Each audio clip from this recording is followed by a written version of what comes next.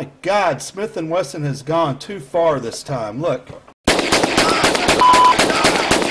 acquired.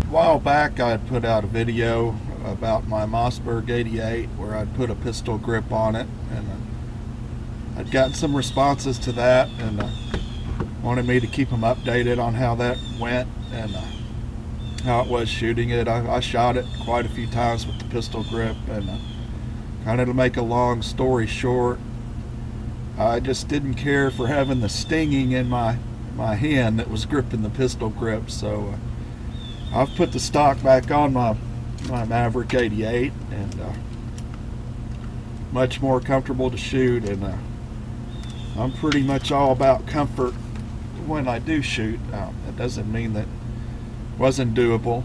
I could shoot okay with it, but just thought I'd answer to those responses, and thank you guys for watching.